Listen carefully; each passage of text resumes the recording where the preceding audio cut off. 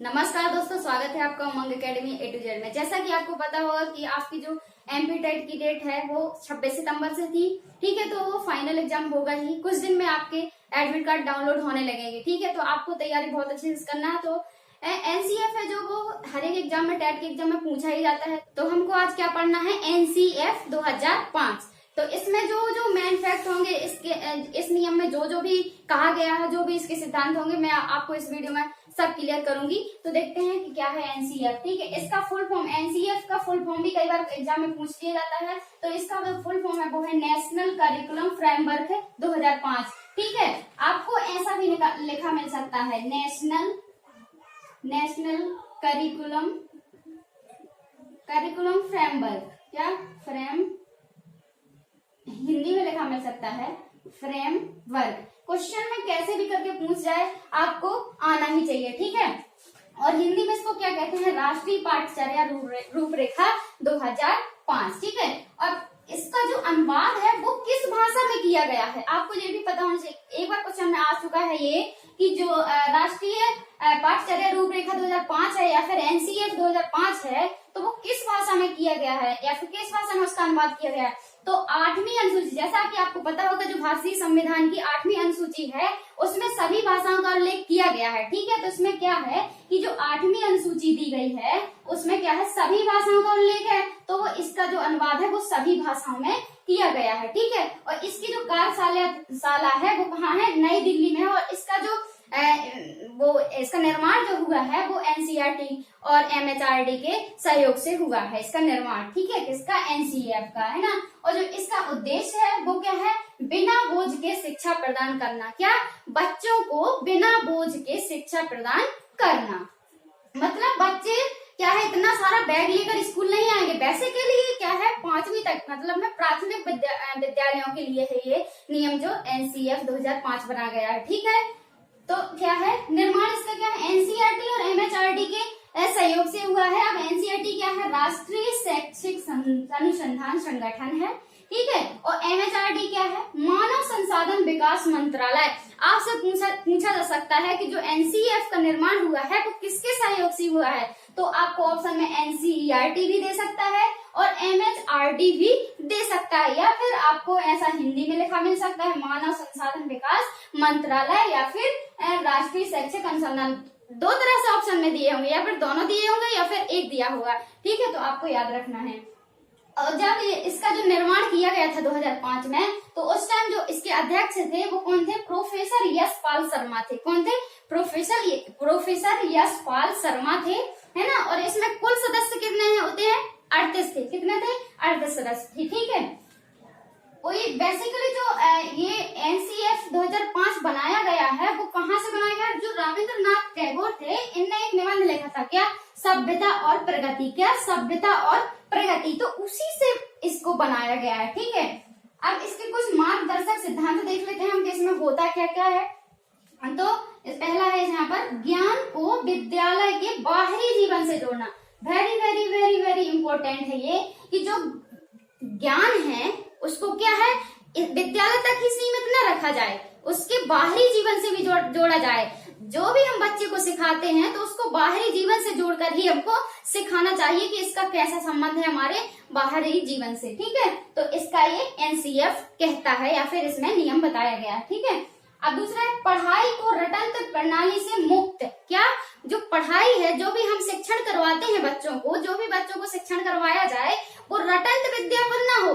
क्या, रटंत्र विद्या पर लागू ना हो, बल्कि उसको क्या किया जाए, समझाया जाए, उसको क्रियाकलाप के माध्यम से समझाया। उसको ये नहीं कहा जा सकता है कि तुम इतना रट के ले आना, या बच्चों को वर्क नहीं दिया जा सकता है कि तुम इतना रट लो, इसका हम कल पूछेंगे।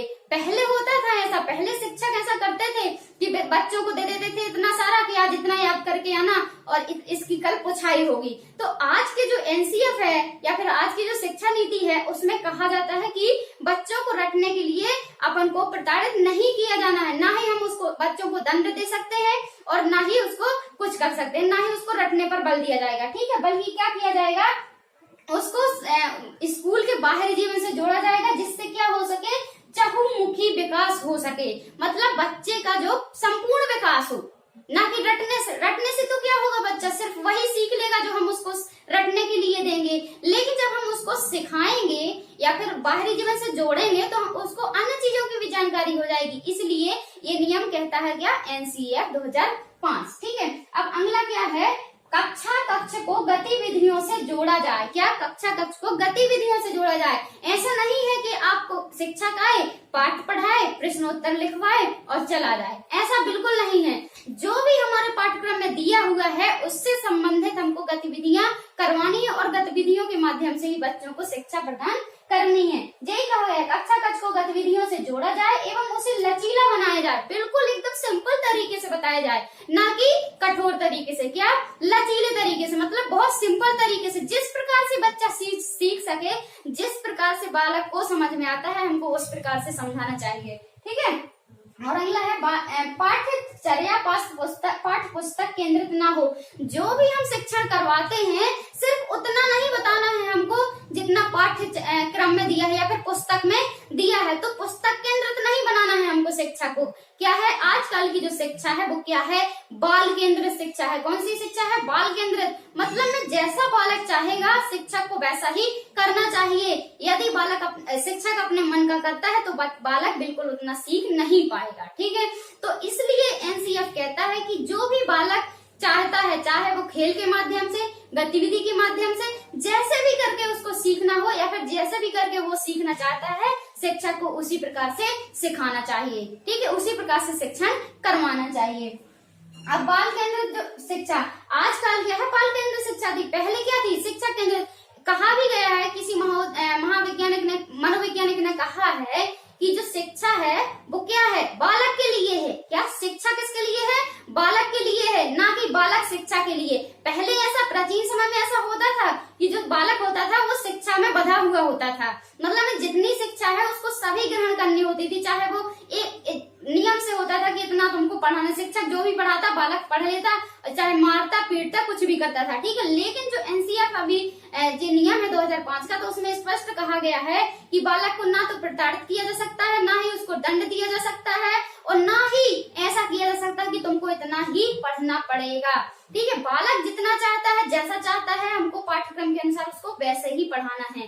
बाल केंद्रित शिक्षा यही होती है, मतलब बालक के अनुसार शिक्षा। ठीक है, बालक क्या है, शिक्षा के लिए नहीं है, लेकिन शिक्षा क्या है, बालक के लिए है। ठीक है, अब यहाँ 5वां दिया हुआ, राष्ट्रीय मूल्यों के प्रति आस्थावान विद्यार्थी तैयार हो। राष्ट्रीय मूल्यों के लिए, क्या, राष्ट्रीय मूल्यों के, ऐसे हमको बच्चों में गुण भरने हैं कि जो राष्ट्रीय में जितने भी जो राष्ट्रीय काम होते हैं वो उनको क्या है, बच्चे उसके लिए क्या हो, तैयार हो, या फिर आस्थावान हो, उनमें आस्था रहे कि नहीं हमको ये राष्ट्र के प्रति हमको काम करना है, या फिर राष्ट्रीय महत्व के बिंदुओं को पाठ्यक्रम में शामिल किया जाए। जो भी पाठ्यक्रम चलता है बच्चों में, चाहे वो प्राइमरी लेवल चाहे मिडिल लेवल, सभी में ऐसा उसमें इंक्लूड किया गया है राष्ट्र के प्रति कि बच्चों में राष्ट्र के प्रति भावना उत्पन्न हो या फिर जागृत हो, ताकि वो राष्ट्र के काम के लिए क्या हो, जागृत हो, उनको इंटरेस्ट लें, रुचि लें उसमें। ठीक है, प्रत्येक विद्यार्थी को अभिव्यक्ति का अवसर मिले। क्या है, जो इसका नियम है, एक इसने सिद्धांत है एनसीईएफ 2005 का कि प्रत्येक सभी जो विद्यार्थी होते हैं वो सबके एक समान नहीं होता है ना, सभी सब कुछ जानते हैं। ऐसा भी नहीं है कि ये विद्यार्थी इतना पढ़ लेता है, ये नहीं पढ़ पाता है, तो ऐसा बिल्कुल शिक्षक को बिल्कुल नहीं करना है। सभी जो बच्चे होते हैं सभी की अभिव्यक्ति करने की स्वतंत्रता है, सभी अपना अपना मत दे सकते हैं। अब हम देखेंगे इसकी क्या विशेषताएं। विशेषता से पहले हमको देखना है कि पाठ्यक्रम, जो पाठ्यक्रम है वो क्या है, पाठ्यक्रम मतलब दो शब्दों से मिलकर बना है। कौन कौन से, पाठ्य से और क्रम से। एक शब्द पाठ्य है, दूसरा है क्रम। तो पाठ्य का अर्थ जो होता है वो होता है पढ़ने योग्य सामग्री। क्या, पढ़ने योग्य सामग्री मतलब पाठ्य, और क्रम का मतलब होता है कि एक निश्चित व्यवस्था। तो जो पाठ्यक्रम का अर्थ क्या हुआ, जो भी पढ़ने योग्य सामग्री है और उसको क्या करना है, एक निश्चित व्यवस्था में रखना ही क्या कहलाता है, आपका पाठ्यक्रम कहलाता है ना। जो पाठ्यक्रम है या फिर करिकुलम है वो क्या है, अंग्रेजी भाषा के करिकुलम शब्द से इसका निर्माण हुआ है। किसका, पाठ्यक्रम का। ठीक है, अब करिकुलम शब्द है जो वो लैटिन भाषा के कुर्रर शब्द से इसकी उत्पत्ति हुई है ना। और इसका अर्थ क्या होता है, कुर्रर का अर्थ क्या होता है, दौड़ या फिर मैदान, दौड़ या फिर मैदान। इससे क्या होता है, जो विद्यार्थी होते हैं वो क्या करते हैं, लक्ष्य की प्राप्ति करते हैं। किसके माध्यम से, पाठ्यक्रम के माध्यम से। किसके, पाठ्यक्रम के माध्यम से। ठीक है, अब हम देखते हैं एनसीईएफ की क्या विशेषताएं, कि इसकी विशेषताएं भाषाएं क्या क्या हैं। तो क्या है मातृभाषा। मातृभाषा मतलब जो प्राइमरी स्तर पर क्या होती है, मातृभाषा से इसकी क्या शिक्षा दी जाएगी। कौन कह रहा है ऐसा? एनसीएफ 2005 कह रहा है क्या कि जो मातृभाषा है इसी से, मातृभाषा से ही क्या प्राइमरी स्तर पर शिक्षा दी जाएगी, यह शिक्षण करवाया जाएगा। अब इसमें शिक्षण सूत्रों का भी प्रयोग किया गया है। ज्ञात से अज्ञात एवं मूर्त से अमूर्त, मतलब में जब भी शिक्षा प्रदान करेंगे शिक्षक तो क्या करेंगे, इन शिक्षण सूत्रों को अपनाएंगे। क्या? ज्ञात से अज्ञात। अब जैसे कक्षा में कोई भी टॉपिक पढ़ाना है तो पहले उसको बताना होगा जिसके बारे में बच्चा जानता होगा, जिसके बारे में छात्र जानते होंगे। फिर ऐसी चीज बताना है कि जिससे बच्चे ना जाने। पहले हमको वो बताना है जो बच्चे जानते हैं, फिर हमको ऐसी चीज बतानी है जो बच्चे नहीं जानते हैं। इससे क्या होगा, बच्चों का इंटरेस्ट बना रहेगा। जैसे बच्चा चिड़िया के बारे में जानता है तो हम उसको पहले चिड़िया के बारे में बताएंगे तो उसको बहुत खुशी होगी, वो पढ़ाई के लिए इंटरेस्टेड होगा। फिर हम बताएंगे किसके बारे में, कबूतर के बारे में। माना कि वो कबूतर के बारे में नहीं जानता है तो क्या है, वो इंटरेस्ट लेगा शिक्षण में, पढ़ाई में इंटरेस्ट लेगा तो क्या जल्दी सीख जाएगा। जब तक बच्चा जल्दी सीखता है तो उसकी जब रुचि होती है, पढ़ने में इंटरेस्ट होता है, तभी तो सीख पाता है। इसलिए हमको क्या करना चाहिए, ज्ञात से अज्ञात की ओर शिक्षण करवाना चाहिए। और मूर्त से अमूर्त, अब जो शिक्षण करवाना है उसको मूर्त से अमूर्त। जैसे मान लो हमको पर्यावरण के बारे में बताना है तो पर्यावरण के हम ये नहीं बताने लगेंगे पहले कि जो हमारे पास पड़ोस हैं, मकान है, पेड़ है, पौधे हैं, तालाब है, ये सब हमारे पर्यावरण में। ये नहीं, पहले हम बताएंगे कि जो हमारे कक्षा में हमको दिख रहा है, क्लास में बोर्ड है, चौक है, डस्टर है, चेयर है, कुर्सी है, पुस्तक है, ये सब क्या है, हमारे वातावरण में उपलब्ध है। यही क्या है, पर्यावरण है। तो इससे क्या होगा, बच्चा क्या है, इंटरेस्ट लेगा पढ़ाई में और क्या है, उससे अच्छी प्रगति होगी और जो शिक्षा होगी वो क्या प्रभावशाली होगी। ठीक है। अब तीसरा है सूचना को ज्ञान ना माना जाए। जैसे मान लो कोई भी सूचना दें, ठीक है, तो उसको क्या है, कोई भी सूचना हो तो उसको ज्ञान नहीं माना जाना चाहिए। जो सूचना होती है वो तो बदलती रहती है, आज ये सूचना, कल वो सूचना, नई सूचना। लेकिन ज्ञान क्या होता है, स्थिर होता है। ज्ञान क्या है, एक बार जो कोई भी ज्ञान है तो उसको क्या होता है, बहुत गहराई से उसको सीखना चाहिए, उसके तह तक जाना चाहिए, है ना। अब क्या है, मोटी एवं विशाल किताबें असफलता का प्रतीक है। किसने माना है, ये एनसीएफ कह रहा है। ये सब हम जो बता रहे हैं, ये सब किसने कहा है, एनसीएफ 2005 के अनुसार है। क्या? जो भी मोटी एवं विशाल, बड़ी बड़ी मोटी मोटी किताबें होती हैं वो क्या है, असफलता का प्रतीक है। हम ही खुद अपने से ही आजमा लो ना। जैसे कोई मोटी किताब होती है तो हमारा पढ़ने में उतना मन नहीं लगता है, लेकिन जब छोटी और पतली बुक होती है तो हमको लगता है हाँ यार ये तो जल्दी से पढ़ जाएगी, चलो इसको पढ़ लेते हैं, खत्म कर देते हैं। ठीक है। तो क्या है, मोटी और किताबें देखकर हमारा जो मन है वो क्या हो जाता है, विचलित हो जाता है पढ़ाई से। फिर हमको आलसी आने लगती है, यार ये हमको ये नहीं पढ़ना है, ये तो बहुत मोटी है, कब तक पढ़ पाएंगे, है ना। तो क्या है, इसको जो मोटी और विशाल किताबें होती हैं वो असफलता का प्रतीक होती हैं। ठीक है। तो मोटी और किताबें बच्चों को नहीं दिखानी है, ना ही उनके पाठ्यक्रम में चलानी है और ना ही हमको लेकर वहाँ कक्षा में देनी है उनको। ठीक है। तो ये क्या कह रहा है, कौन कह रहा है, एनसीएफ 2005 कह रहा है। ठीक है। अब मूल्यों को उपदेश नहीं वातावरण देकर, जैसे मान लो हमको कुछ सिखाना है, जैसे मान लो हमको बच्चों को कुछ सिखाना है तो उसको डायरेक्ट उपदेश नहीं दिया जा सकता कि ये पढ़ लो, ये पढ़ लो, जो नहीं, हमको ऐसा वातावरण वहां पर क्रिएट करना होगा कि बच्चा ऑटोमेटिक सीखने के लिए क्या हो जाए, सक्रिय हो जाए। ठीक है। क्या, बच्चा सीखने के लिए एक्टिव हो जाए, है ना। तो क्या है, वातावरण देकर उसको सिखाना है, ना कि मूल्यों को उपदेश देकर। अब मूल्यों को, अभिभावकों को सख्त आदेश देना है। अब जो बच्चे के माता पिता हैं या फिर पालक हैं, उनको क्या करना है, सख्त आदेश देना है। क्या, बहुत ज्यादा कठोर आदेश देना है। किसको, अभिभावकों को, बच्चों को नहीं, अभिभावकों को।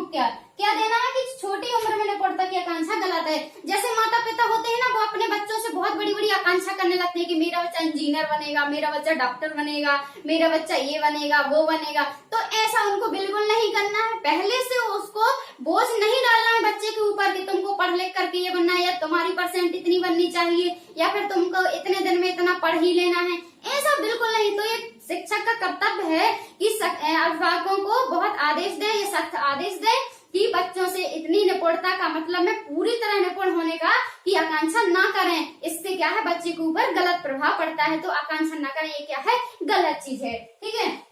अब तनाव मुक्त वातावरण, हमको ऐसा वातावरण वहां पर क्रिएट करना चाहिए जहां पर बच्चा रहता है, जहां पर खाता है, खेलता है, और जहां से भी बच्चा का संबंध है, विद्यालय जहां पर हम उसको शिक्षण करवाते हैं, तो वहां का जो वातावरण है वो तनावपूर्ण बिल्कुल ना हो। क्या तनाव मतलब में चिंता वहां पर बिल्कुल ना हो। ऐसा ना हो कि बालक को वहां पर कंफर्टेबल ना लग रहा हो, कहीं उसको प्रकाश ना आ रहा हो, है ना, तो कहीं ध्वनि ना हो रही हो ज्यादा, तो ऐसा वहां का वातावरण बिल्कुल ना होना चाहिए। एकदम शांत वातावरण, पूर्ण प्रकाश युक्त वातावरण, जितना उसके लिए ठीक है, कक्षा के लिए ठीक है, तो ऐसा वातावरण हमको वहां पर क्रिएट करना होता है ना। अब रिकॉर्ड बनाने या तोड़ने को बढ़ावा ना दें। हाँ, हमको रिकॉर्ड बढ़ाने या फिर उसको तोड़ने, रिकॉर्ड बनाने या फिर उसको तोड़ने का बढ़ावा बिल्कुल नहीं देना है क्लास में, कि उसने इतनी परसेंट बनाई है तो तुमको भी बनानी है, उसका रिकॉर्ड तोड़ना है, ऐसा बिल्कुल हमको नहीं करवाना है। किसके तहत? एनसीएफ 2005 के तहत। अब क्या है, तर्कपूर्ण वाद विवाद। क्या तर्कपूर्ण, जैसे कक्षाओं में हम कई बार प्रतियोगिता होती है, वाद विवाद प्रतियोगिता या फिर जो भी प्रतियोगिता होती है, उसमें क्या है, तर्कपूर्ण जो वाद विवाद हो उसको महत्व देना चाहिए। तर्क से, क्या तर्क से, ऐसा नहीं कि बेफिजूली का बोलने के लिए, नहीं, तर्क से कि इसका ऐसा हो सकता है। ठीक है। स्वयं पुस्तक चुनने का अवसर, बच्चों को पुस्तकालय में ले जाकर उसको क्या है, स्वयं पुस्तकें चुनने का अवसर देना चाहिए। तो हमको क्या है, बच्चों की रुचि का पता चलेगा कि आखिर वो किस प्रकार, किस चीज से इंटरेस्ट रखते हैं, क्या उनको करना है। ठीक है। तो हमको क्या है, उसके बारे में पता चलेगा, फिर शिक्षक को क्या है, उसी प्रकार से उसको शिक्षण करवाना चाहिए। अब क्या है, मनोरंजन सौंदर्य को बढ़ावा। जैसे कोई भी सांस्कृतिक कार्यक्रम होता है, तो जो सांस्कृतिक कार्यक्रम है, मनोरंजन के साथ साथ हमको क्या करना है, सौंदर्य को भी बढ़ावा देना चाहिए। ऐसा नहीं है कि सिर्फ जो सांस्कृतिक कार्यक्रम हो, पूजन हो, वार्षिक उत्सव हो, तो इसमें क्या है, सिर्फ मनोरंजन के लिए होता है, ऐसा बिल्कुल नहीं है। मनोरंजन तो होगा ही, लेकिन उसके साथ क्या होगा, सौंदर्य को भी बढ़ावा दिया जाएगा, मतलब में सजने संवरने का भी उनको मौका दिया जाए। इससे क्या होता है, आत्मविश्वास बढ़ता है, किसमें, छात्रों में, बच्चों में। ठीक है। अब अगला क्या है, अकादमिक संसाधन व नवाचार। एनसीएफ 2005 कहता है कि अकादमिक संसाधन व नवाचार, जैसे जो भी शिक्षक होते हैं उनको क्या है, अकादमिक संसाधन समय पर उपलब्ध होने चाहिए। क्या समय पर उपलब्ध होने चाहिए, और नवाचार भी। ठीक है। जो भी नई नई चीजें सरकार या केंद्र से जो भी नियम होते हैं, जो भी सामग्री आती है शिक्षण के लिए, वो सब क्या है, समय पर और सही तरीके से उनको उपलब्ध कराई जाए। किनको, शिक्षकों को। ठीक है। अब कल्पना और भौतिक लेखन के अवसर, बच्चों को क्या है, कल्पना और भौतिक जो भी चीजें उनको दिखाई देती हैं और जो नहीं देती हैं, दोनों में क्या करना चाहिए, उनको लेखन के अवसर, लिखने का अवसर देना चाहिए, है ना। पुनर्वलन का भी प्रयोग करवाना चाहिए। सह शैक्षिक गतिविधियों में अभिभावक को जोड़ा जाए। अब जैसे जो दो प्रकार, आपने देखा होगा कि जो मूल्यांकन होता है वो दो प्रकार का होता है, कैसा, शैक्षिक मूल्यांकन और सह शैक्षिक मूल्यांकन। तो जो शैक्षिक मूल्यांकन होता है, उसमें बच्चा जो परीक्षा देता है, जो उसमें अंक आते हैं, तो उसके आधार पर उनका मूल्यांकन किया जाता है। और एक होता है सह शैक्षिक, तो इसमें कुछ महत्वपूर्ण बिंदु होते हैं, 11 बिंदु होते हैं, जिसमें से खेल, वातावरण, स्वच्छता, स्वास्थ्य, विज्ञान के प्रति दृष्टिकोण, है ना, और ये सब आता है। तो उसमें क्या है, अभिभावकों को भी जोड़ा जाए। ऐसा नहीं है कि शिक्षक जैसे बच्चे का शैक्षिक मूल्यांकन करना है तो सिर्फ शिक्षक कर ले, ऐसा नहीं है। उनके अभिभावकों को भी बुलाया जाए कि वो घर में कैसा रहता है, समाज में कैसा रहता है, कैसे बातचीत करता है, कैसा उसका व्यवहार है, घर में कैसे स्वच्छ रहता है, यहाँ पर कैसे स्वच्छ। तो ये दोनों को कंसल्ट करना चाहिए, शिक्षक और अभिभावक। तो एनसीएफ कहता है कि उनको शिक्षक के, बच्चों के अभिभावक को भी क्या मीटिंग करनी चाहिए शिक्षकों के साथ। ठीक है। अब क्या है, मानसिक स्तर व योग्यता के अनुसार पाठ्यक्रम। अब ऐसा नहीं है भाई कि जो कक्षा 1 का बालक है तो उसका 5वीं का सिलेबस रख दो, उसके 5वीं के बच्चे के हिसाब से, तो ऐसा बिल्कुल नहीं है, मानसिक स्तर व योग्यता के अनुसार ही पाठ्यक्रम रखा जाए। अब ऐसा भी नहीं है कि जैसे बच्चा क्या है ABCD सीख नहीं पाता है और उसको इंग्लिश से रीडिंग करवाना सिखा दो, बुक रीड करवाना सिखा दो, ऐसा नहीं करना चाहिए। जितनी उसकी मानसिक लेवल है, जितना उसका मानसिक लेवल है उसके अनुसार ही क्या करवाना चाहिए, शिक्षण करवाना चाहिए शिक्षक को, ठीक है। अब शांति शिक्षा एवं महिलाओं के प्रति शांति से शिक्षा देनी चाहिए, क्या शांतिपूर्वक शिक्षा देनी चाहिए और महिलाओं के प्रति आदर, ऐसी भावना को जागृत करने के लिए कई जागृत कार्यक्रम भी चलाए जाने चाहिए। किसके लिए, महिलाओं के प्रति आदर के लिए। हमको बच्चों में, बालकों में, बालिकाओं में महिलाओं के प्रति आदर के लिए क्या करने चाहिए, कार्यक्रम या फिर गतिविधियां या फिर ऐसे भी कार्यक्रम चलाने चाहिए, करवाने चाहिए, है ना।